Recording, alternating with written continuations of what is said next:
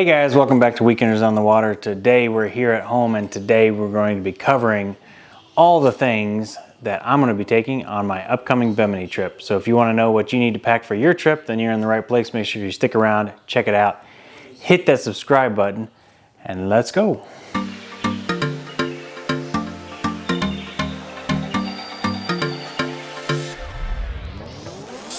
All right guys, so I took the time to kind of lay out everything that I'm taking to my trip here. It's quite a bit, so got a lot of things to go over and we'll just go ahead and dive right into it. So first off, let's start with some safety equipment. First thing, most important thing is we have these PLBs here. This is a Fast Find 220. So this is one of the more affordable PLBs on the market, but basically the idea is that this will send help if you ever are lost at sea. So basically pull the tab, a big long antenna pops out there. It'll send radio waves as well as satellite signals and tell the Coast Guard that somebody's in danger and that somebody's in need of immediate help, and they will come and find you. And that's your best case for getting found at sea. Definitely need one of these. So we have one for both skis. We're going to be wearing those around our necks as we go. Next up, in the same vein here, we have our VHF radio. This one is the Standard Horizons HX890. This is basically the gold standard when it comes to handheld VHF radios. So you can use channel 16 here to call the Coast Guard or call SeaTow. You can also talk to your fellow riders on any of the other channels. And it also has a distress button. So similar to the PLB, you'll pull this out, push that one button, and it'll send out a distress signal along with your GPS coordinates, because this has GPS built in. It'll send that out to all the vessels that are nearby within radio range. So this does not have satellite like the PLB does, but it does have that high frequency radio, so that'll alert any ships nearby that someone's in help or someone's in need of help. And it'll have your exact GPS coordinates. This does have GPS too, so at a last ditch scenario, you could use this for navigation as well, as you can follow the longitude and latitude on there. If you want to go more serious with the GPS, you can definitely get plenty of different GPS options on the market. I personally don't actually have a GPS, and that's why I'm kind of going with a larger group. Is my idea is I'm just going to follow the jet skis in front of me. We're going with a really large group. It's probably going to be close to 100 jet skis going. So I don't think it'll be too much of an issue to not get lost. But I just didn't want to go through the added expense and the added trouble of installing a GPS system that I probably will never use any other time than this one trip. So for me, it just wasn't personally worth it. But that does bring me to the next point, and that is my phone. So even though we will not be within cell phone range to be able to use this, and we'll be in airplane mode when we're in the Bahamas because we don't have any kind of Bahama service. We may get an eSIM while we're there, but I do have the Navtronics app downloaded on my phone, and we've already tested that in airplane mode. That does still work. Your GPS signal in your phone still works.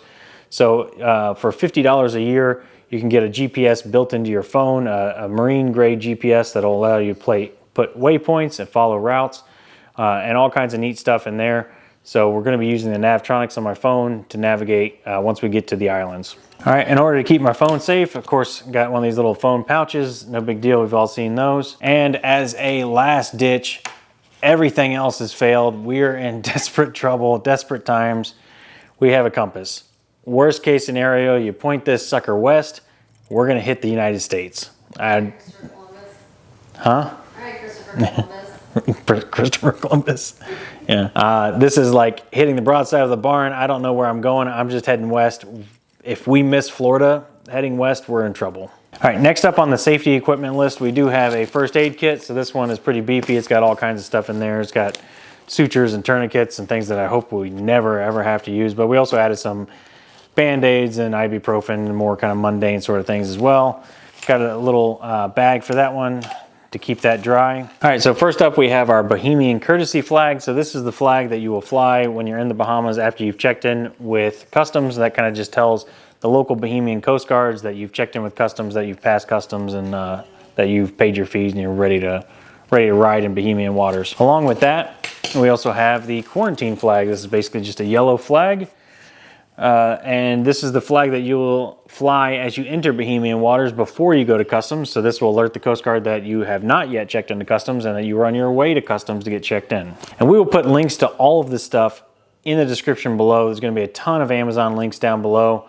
And if you want to help support the channel, click on that link, go buy something off of Amazon. We get a small portion of the profits of anything that's sold through that link. So really appreciate that. Continuing along, we have a rope. This is a tow rope.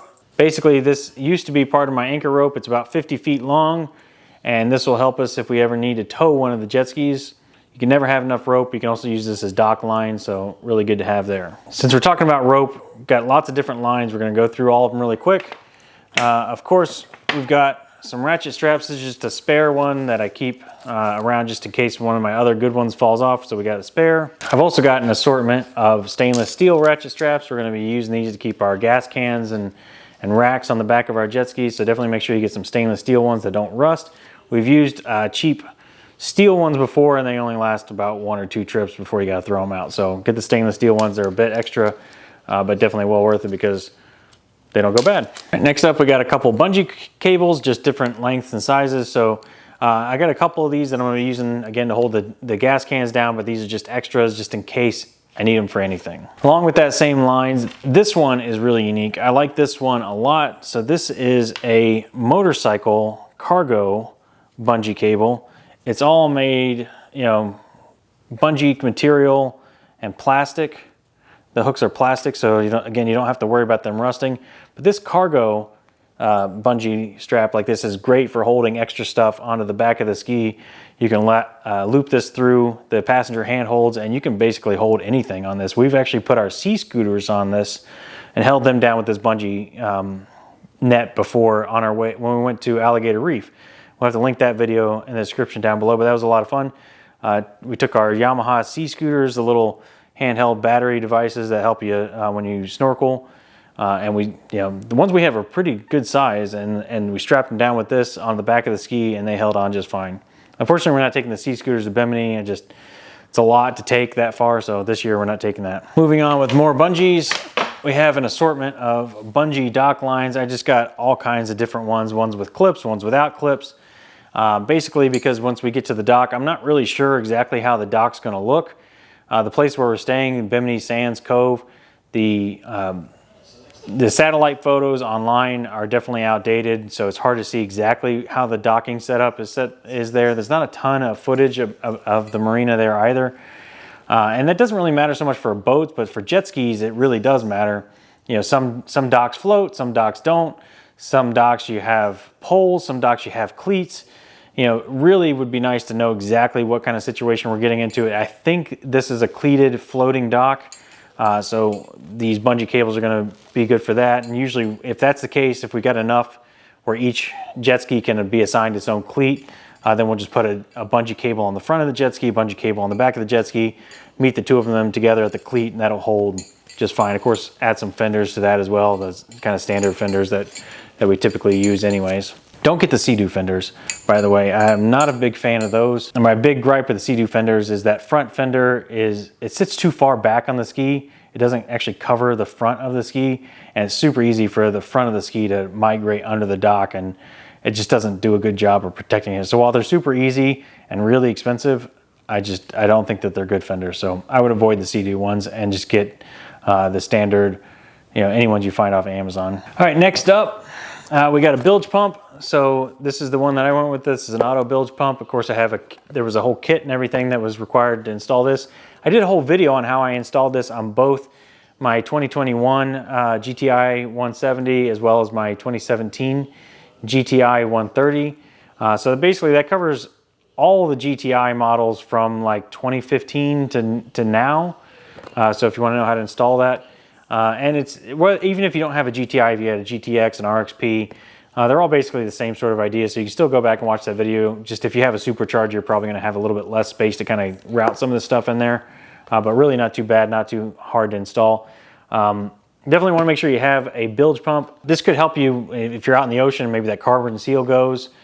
Or mostly, I think the main reason we're going to have this is when we leave this jet skis docked up at night, we're going to leave it in the auto bilge option, and then that just in case they take on water for any reason while they're tied up to the dock, you know, it'll pump the water right out. So definitely a good idea to have a bilge pump and get that installed before you go. Since we're talking about kind of tools, I got plenty of other things here. So next up, we've got this. This is a battery jump box. I've had this one for a while. This is they basically a little tiny power bank. Got some battery cables in there. You can use these on your car. So we got a number of these that we just kind of keep with our vehicles anyways, but definitely going to take one of these to Bimini just in case you get a dead battery or something like that. We can jump start the jet skis and get them going. So good idea to definitely have one of those. And we're going to put that in its own little bag as well. A lot of this stuff we got even bigger bags that'll kind of help compartmentalize this too. Next up, I've got an assortment of worm clamps. I'm not going to take all of these, but I'm going to take just a few of them. I ordered them off Amazon, so I got a big assortment of them. This is more than I need for the trip, but just a couple will probably go a long way. Just, again, as a backup, just in case. Next up, if you can't fix it with worm clamps, I guarantee you can fix it with zip ties. Zip ties are worth their weight in gold, so I got plenty of these. They're going to go a long way for holding equipment down, maybe doing some minor repairs, all kinds of stuff. Definitely need zip ties. Next up, I've got this multi-tool ratcheting screwdriver. This one's really neat because it's got all kinds of different bits in there and everything. I love these ones here that they fold over so you can get into tight spots. They have a ratchet head on them so you don't have to keep taking it off. This one's really great. I really like this kind of screwdriver. And make sure that you get some Torx bits to put in there. Specifically, the T30 is the most common Torx that you're going to see on your SeaDoo, and that's what's going to help you take that plastic covering off that's over the engine. So again, if you need to get to the engine compartment for whatever reason, you're going to need a T30. Next up, I've got some hose clamps. So these are what we're going to use in case we need to be towed for whatever reason if the jet skis break down. Jet skis cannot be towed over a certain mile per hour depending on the model. So I know for the older style, my 2017, the limit is 6 miles an hour. For the 2021, I believe the manual actually says 20 miles an hour, which sounds high. I don't think I would even go that high without first clamping the intake hose. So basically the idea here is you clamp the hose on the jet ski and that will prevent water from coming up into the exhaust and into the engine and hydrolocking your engine. It's not something you want to do, especially with salt water. You don't want to get salt water in your engine. If you're under tow, that water can be forced up the exhaust and into your engine. So you want to clamp that off first. I'll probably do a separate video at some point in time in the future where I'll point out those locations of the hoses that you want to clamp.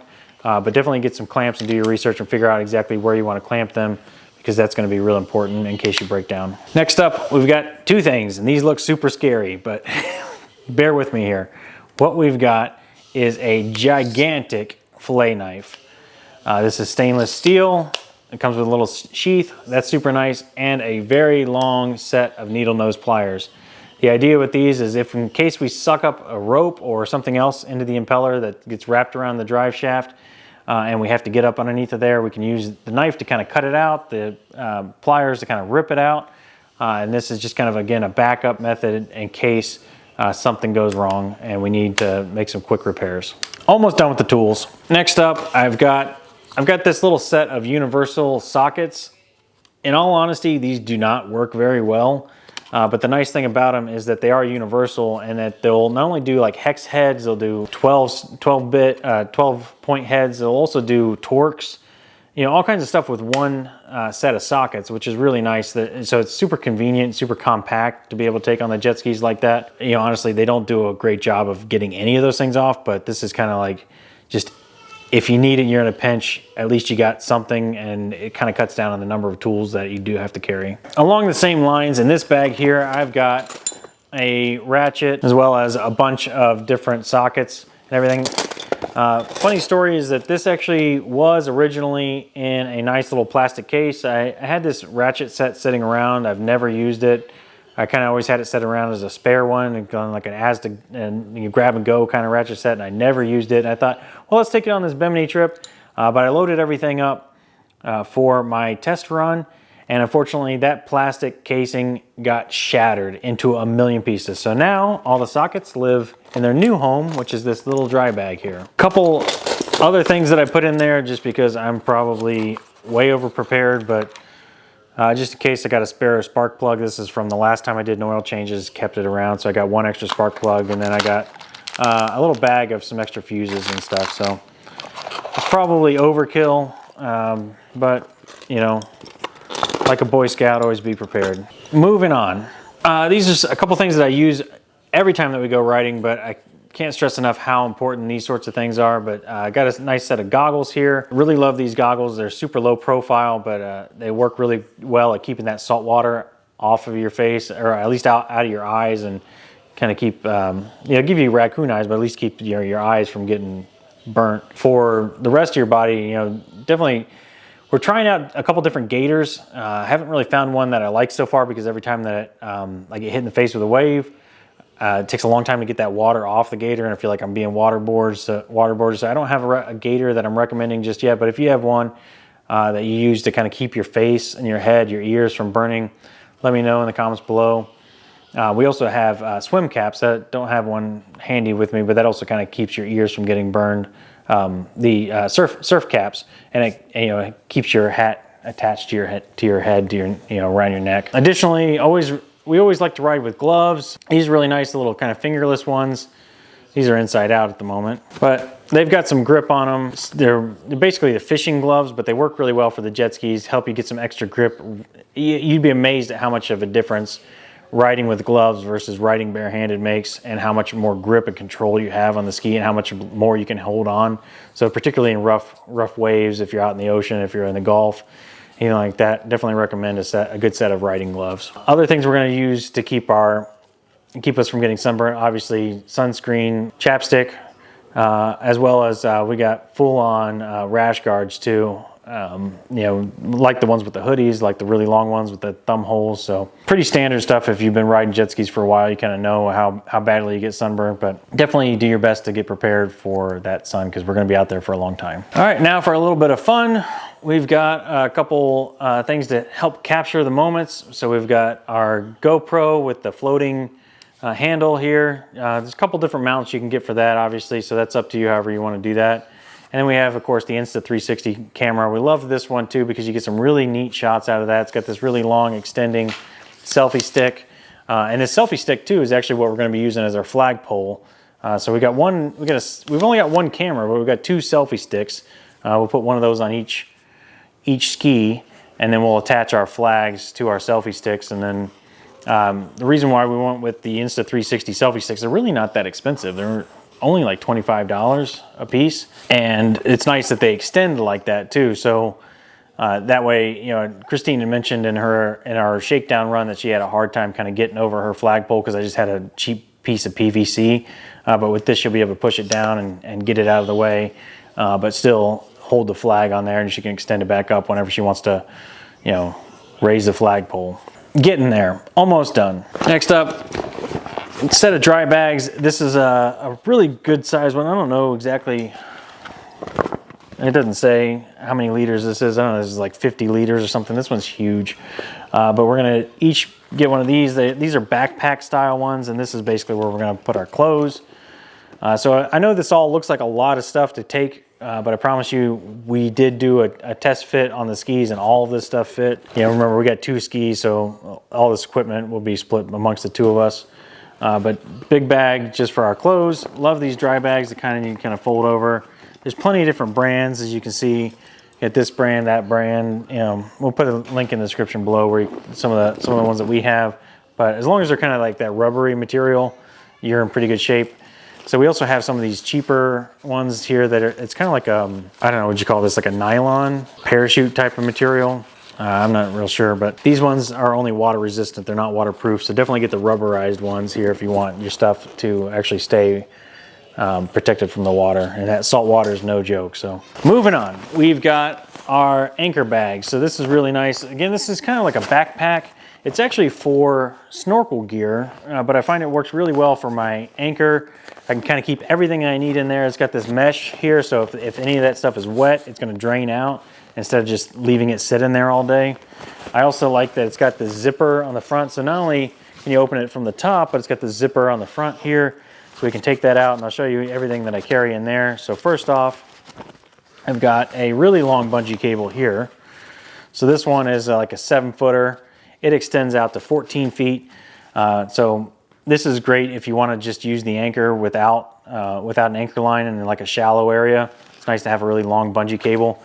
And I keep this, basically a little pool noodle on there too, because the idea is when we go offshore and we're going to need to use our bungee cable, we go ahead and attach the one end here to the front eyelet of the jet ski, and then we'll attach this end up by our handlebars, and by keeping this pool noodle on there to keep that metal piece from kind of banging around and tearing up the jet ski, so we can tuck that down in there, and then it helps protect the jet ski. So that works out really well. And you can also use the pool noodle as a little buoy as well to kind of alert people that there's an anchor in the area. So multiple purposes there. All right. Also in the anchor bag here we have our anchor line. So this is a really nice one. It's got the built-in shackle at the end. I got a carabiner attached to that as well. So this is 100 feet of line. I've got it all measured out here with a little electrical tape to let me know how much line I've let out. So the idea is we probably want to let out somewhere between 3 to 5 feet of line. And when we go to the Sapona, that's probably going to be about 20 to 25 feet deep of water. So then, anywhere from 70 to 100 feet of line should be pretty good. And this is the line that we're going to use. Like I said, this was originally 150 feet, and I've kind of cut 50 feet off because originally we were told to use between 5 to 7 feet of lateral line for every foot of depth. Just finding out that it's just a lot to carry. So I've got that other 50 feet separate, and we're going to use that like dock line, tow line. It's going to use 100 feet in our anchor bag. All right, next up, the belle of the ball. This is our Blue Cooper anchor. We are really happy with this thing. It's been working out really well. It's a champ. It's really affordably priced too as far as anchors go. Honestly, I think it's underpriced. I can't believe how good of a value this thing is. Definitely make sure you pick up some anchor chain though too. We like the PVC coated anchor chains, of 5 feet of anchor chain. Get that attached there. Basically, with this you can do some deep water anchors, or like say if you want to attach this the anchor with the chain directly to that bungee cable, then you can do some shallow water anchors as well. So normally for shallow water anchors, lately we've been using our sand sharks for a long time, but we've got some other anchors we're going to be testing out for coming up soon as well. But unfortunately the skis just don't have the space on the Bimini trip for the sand shark anchor, so we're going to go single anchor on this trip, and the best option for that is the Blue Cooper. The Blue Cooper is definitely multi-purpose in that it can do deep water and shallow water, both really good. I mean, it excels at deep water. It does pretty decent at shallow water too, but we're just going to rocking the one single anchor per ski, so 2 anchors for 2 skis, but only one anchor solution for the trip. Getting there. Next up, we got our bag here. This is all of our snorkel equipment. Again, it's a mesh bag, so anything that's wet in there will drain out. Christine's got her flippers in there. We got our snorkels. We got both of our flippers in here, in fact. Our snorkels here. So really like this, I think it's called Tusa Sport snorkel. This thing is great. It's got a bunch of valves in it. For when you go underwater, it automatically close off and you don't get any water in the snorkel. I cannot tell you how important it is to have a high quality anchor. These things are a high quality snorkel. These things are not cheap, not at all. But this is the only snorkel I've ever used in my entire life where I didn't feel like I was drowning. Granted, I'm not like a snorkeling professional, but all those ones that you buy at Walmart or at Walgreens on your way to the beach, or God forbid, the rentals that you get when you go on a snorkel excursion, those things are terrible and I'm tired of it. Get yourself a high quality snorkel.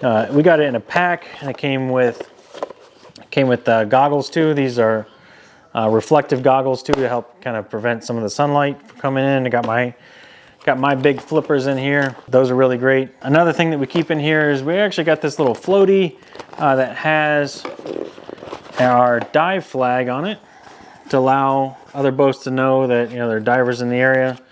So this is really neat. We used it in Alligator Reef. I'm kind of thinking about maybe going down to just a flag, since we got the flag poles on this trip. But it is kind of neat that it comes with a little floaty you can blow up, deploy that, attach it to the ski, and it'll kind of float. You got a floating dive flag in the water. Next up, because it's just sitting next to me here, I've got these gigantic cables here. I don't know exactly how long they are, maybe 10 feet or so, but these are PVC coated. So again, that's going to help us if we need to lock anything down, particularly if thinking about locking the skis to the dock at night. I don't have a lock yet, but I'm going to get some sort of waterproof lock. But the idea here is insurance does not cover your ski in the Bahamas. There's been a lot of discussion about this. It doesn't seem like there's very many options, if any at all, that actually cover your jet skis in a foreign country. So just to prevent anything from happening, best you can do is buy some locks here. So we're gonna lock our jet skis to the docks at night. Next up, we've got our gas cans. These are the Sure cans. Really like these. We used to use the VP racing jugs, but we found out that those are not approved by the Coast Guard, and you really shouldn't use those. They're not good. You can get in a lot of trouble if you get caught with those. Anyways, we like these Sure cans. These are really nice. They're high quality. They're fairly expensive, but the nice thing about these is that they don't leak. They're super easy to use. And if you need to fill up at sea, you can just basically set this whole thing down on the jet ski near the handlebars. That way it takes all the weight off of your hands, off your shoulders. You don't have to hold it up. You don't have to balance it. And then it's got this extendable tube here that actually goes down and into your gas can and your gas tank. You can see how far, it goes full 90 degrees, even more. Makes it really easy. And I actually sprung and purchased these additional caps here too. So the ones that I had originally had like a flap cap on them, which I think are supposed to be like, the better to use ones, but I kind of like the more simplistic ones that kind of just screw on and off. This is definitely going to make sure that no gas comes out and no water gets in while we're out there bouncing around in those waves. So get yourself some high quality gas cans. And of course, if you've got those gas cans, you need a place to put them. So for one of our skis, we've got this aluminum rack. So this thing is pretty serious. I got this off of Facebook Marketplace secondhand. I paid about $100 for it. So it's in really good shape. It's a high quality one. If you ever looked at racks, you know that they can be really expensive. Some of the more popular brands cost $300, $400, $500. Amazon does sell one that's about $100, so that's an option. You can also go rackless, because I've done a video in the past. We'll link that down below on how you can carry your gas cans using just ratchet straps if you don't want to spring for a rack. But these are nice and make them super easy and convenient. I've got these pool noodles attached to mine, not for any particular reason to keep it from sinking or anything like that. It's mostly just because the Sure cans are, they don't take up the entire space in the rack, and these kind of help fill out some space, and kind of, even without the bungee cables, the friction of the pool noodles, on the sides of the Sure cans help keep everything in there. It's got these fishing pole mounts, which is nice too here, so you could use for fishing if you're doing that. I'm not a fisherman, but we will be putting our Insta360 camera in there, and our flagpole, that sort of thing. So definitely recommend a rack if you want to carry some extra gas cans, if you want to carry a cooler, anything like that. You can, plenty of extra stuff you can kind of fit into a rack. If you don't go with like the SeaDoos link system or the Yamaha rec deck, then this is kind of like a more generic fit all sort of situation. And this really comes in handy on our older jet ski, that the older SeaDoos, the 2017, that doesn't have the link system yet. This works well on there. All right, and last but not least, of course, we have our water bottles. These are the iron flasks. We really like these things. They keep everything super cold all day long. Just fill that up with ice and water and you're good to go. So we take these basically every time that we go out on the jet skis. That's gonna do it for us today, guys. Remember, hit that subscribe button. Really appreciate it, really help us out. Again, this is a brand new channel, so every subscriber means a ton and goes a long way. Really appreciate that. You definitely want to stick around for all that upcoming Bimini content, because if you're watching this video, you're obviously interested in going to Bimini, and you do not want to miss any of our content on Bimini, because it's going to be a lot of fun. So definitely make sure you hit that subscribe button. And with that being said, we're out of here, and we will see you next weekend. Bye. Say bye. Yeah, see, I gotta do it in my head. I gotta. Without you being here, I need your parts. So the let's go and bye. I'm doing myself. It's probably not coming across. It doesn't really matter. But yeah, I mean, how's that? I got her living rent free in my head. You know, bye. All right, for real. Bye.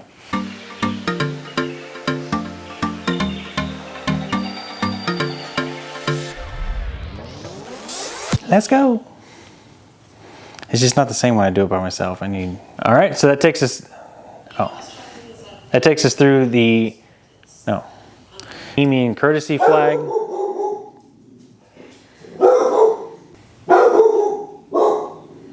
Beans. Liberty. Stop it. I need your let's go. Let's go. Yeah. Lip balm, lip chapstick. Along the same lines, in this bag here, I've got a ratchet as well as, you all right in there? Okay. Yeah, really like this. I think it's called Tusa Sport Anchor, Snorkel.